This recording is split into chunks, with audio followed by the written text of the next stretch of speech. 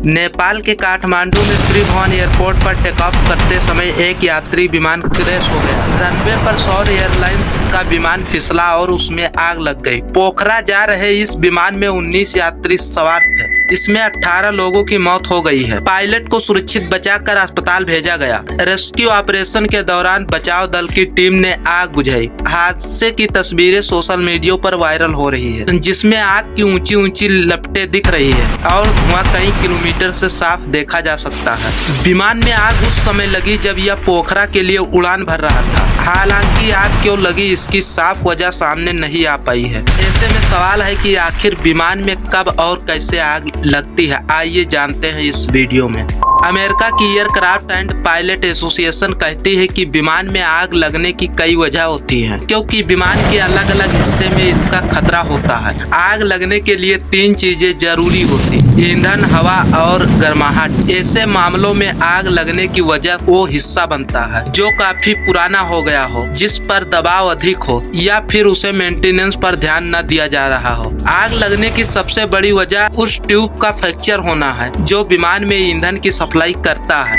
इसके अलावा landing gear, fuel pump और इलेक्ट्रिकल सिस्टम में खराबी भी विमान में आग लगने की वजह बन सकती है और यही सबसे खतरनाक रूप लेती है। रिपोर्ट कहती है कि विमान में आग लगने के 40% मामलों में ऐसा देखा गया है कि विमान का ईंधन और केबिन मटेरियल के जलने से ऐसा जहरीला धुआं इकट्ठा हो जाता है कि लोगों की मौत हो जाती है। विमान बेहतर एयरक्राफ्ट फायर प्रोटेक्शन सिस्टम से लैस है या नहीं, यह सुनिश्चित करने के लिए जरूरी है कि विमान में बेहतर क्वालिटी के मटेरियल का इस्तेमाल हो। इलेक्ट्रिकल सर्किट बेहतर होना चाहिए। यह ध्यान रखना चाहिए कि ओवरलोड की स्थिति न बने। पहला नंबर है, इंजन में लगने वाले आग का पता फायर डिटेक्शन और सस्पेंशन सिस्टम के जरिए लगाया जाता है। हालांकि यह भी निर्भर करता है कि आग कैसे लगी है। अगर किसी धमाके से ऐसा होता है, आग प्लेन के ज्यादा हिस्से को अपनी जद में ले लेती है, तो इस आग के भयानक रूप लेने का खतरा ज्यादा होता है, क्योंकि यह आग विमान के विंग और फ्यूल तक पहुंच सकती है। ऐसे में विमान को जमीन पर लैंड कराने की सलाह दी जाती है। नंबर 2 है, केबिन में आग। एक केबिन के भीतर आग लगने पर इसकी जानकारी जल्द मिल जाती है और अग्निशमन उपकरणों की मदद से इस पर काबू भी किया जा सकता है। ऐसे मामलों में भी विमान को जल्द से जल्द उतारने, आग के कारण और किसी भी नुकसान की जाँच करने की सलाह दी जाती है। Number 3, hidden fire. यह ऐसी आग होती है जो किसी ऐसे हिस्से में लगती है जिसके बारे में आसानी से पता नहीं चल पाता। कई बार फायर डिटेक्शन सिस्टम इसका पता लगा लेते हैं। वहीं कई बार क्रू या यात्री कहीं से धुआं निकलने पर अलर्ट हो जाते हैं। विशेषज्ञ इसे ज्यादा खतरनाक आग मानते हैं। इसकी 2 वजह होती है। पहली, इसका सटीक कारण पता लगाना मुश्किल होता है। देरी से पता चलने पर बड़ा नुकसान होने का खतरा होता है। दूसरी, कई बार इसका पता न चलने पर इमरजेंसी लैंडिंग जैसा कदम नहीं उठाया जा सकता। अचानक से दिक्कत बढ़ने पर पैसेंजर का सर्वाइव करना मुश्किल हो जाता है। सौर एयरलाइंस ने हादसे की जानकारी देते हुए बताया कि यह विमान 21 साल पुराना था। साल 2003 में यह विमान तैयार किया गया था। आज विमान मरम्मत के लिए जा रहा था। इसी दौरान रनवे पर फिसलने से हादसे का शिकार हो गया। विमान में सवार सभी 19 लोग सौर एयरलाइंस के ही कर्मचारी थे। मीडिया रिपोर्ट्स के अनुसार नेपाल में हर साल औसतन एक विमान दुर्घटना होती है। आंकड़ों पर नजर डाले तो 2010 से लेकर अब तक नेपाल में कम से कम 12 विमान दुर्घटना हो चुकी है। साल 2023 के जनवरी में भी एक विमान हादसा हुआ था। उस हादसे में यति एयरलाइंस का एक विमान पोखरा के करीब हादसे का शिकार हो गया था। हादसे में पायलट सहित 72 लोगों की जान चली गई थी। उससे पहले 29 मई 2022 को मस्तंग जिले में तारा एयरलाइंस का विमान हादसे का शिकार हुआ था। उस हादसे में 22 लोगों की मौत हुई थी। इसके अलावा भी नेपाल में कई विमान हादसे हुए हैं जिनमें लोगों ने जानें गंवाई है।